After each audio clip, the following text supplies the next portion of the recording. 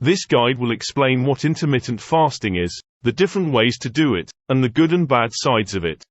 Stay till the end, for you to know how to apply our amazing tips and improve your health and body weight. Intermittent fasting is a way of eating that became very popular in the last years. It's all about when you eat. This means that you restrict the time in which you have your food, and make this window shorter. An important detail is that you must have all the food you need for the day during your eating time, in other words maintaining your calorie consumption.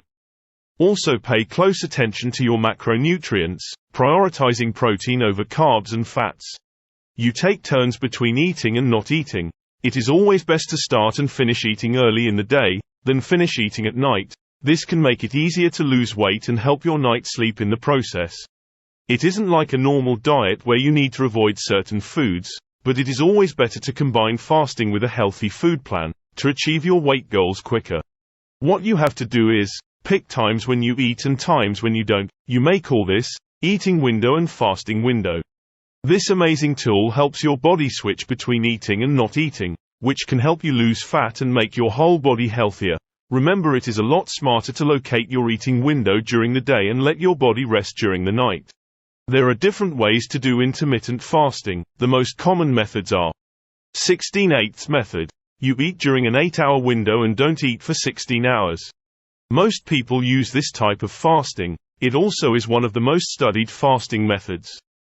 If you choose this pattern, you may start eating at 8 a.m. and stop at 4 p.m. That is my recommendation, or use it as it suits you better. Early time restricted feeding. In my personal experience and based on several scientific papers, this would one of the best ways to do it. Apply simply by initiating your feeding window early in the morning. Let's say you start eating at 6 or 7 a.m. and ending your feeding window around 2 or 3 p.m. You may have 2 or 3 meals in your eating window, depending on your volume capability.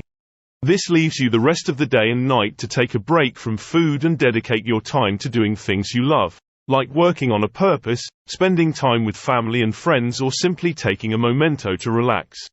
3. 5-2 diet.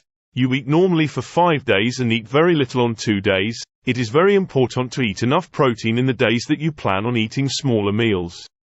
Have in mind that proteins are the building blocks to your body and you need them to repair it. Alternate day fasting. You eat normally one day and eat very little or nothing the next day.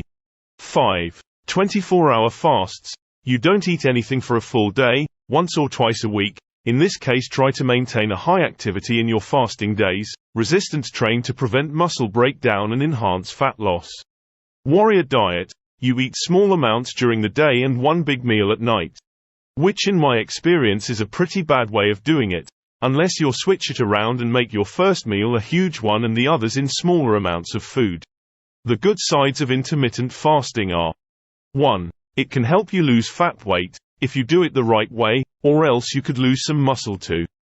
2. Make your body more sensitive to insulin, which is good for your blood sugar and insulin levels. This is due to the fact that you are letting your body rest from food, glucose and insulin spikes.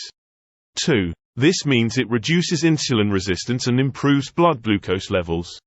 3. Clean up your cells and make them healthier.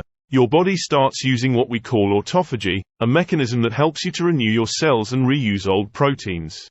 4. Boost the production of a hormone that helps with fat loss and muscle growth. This one we call growth hormone, which helps you to mobilize fats so you can burn them like a furnace. 5. Improve your brain function and lower your risk of brain diseases. And yeah, it has neuroprotective effects, so start taking advantage of them. 6.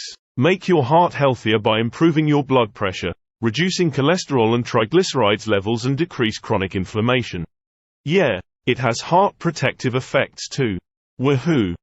E is very easy and practical to follow because it's simple and flexible. You can adjust it to your daily lifestyle and also is a time and money saver, since you don't have to cook 5 or 6 meals a day every day of the week. But be very careful, because there are some things to watch out for.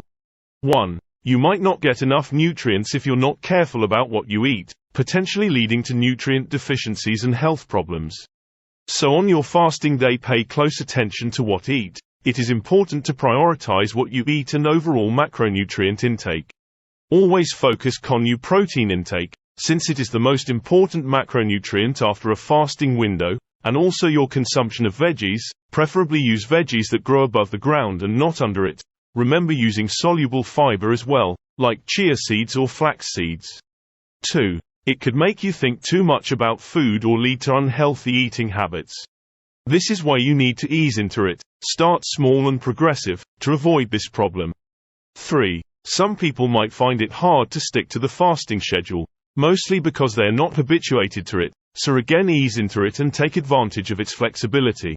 4. If you don't eat enough protein, you could lose muscle. Muscle is very important organ to us. This is why all this repetition about muscle loss.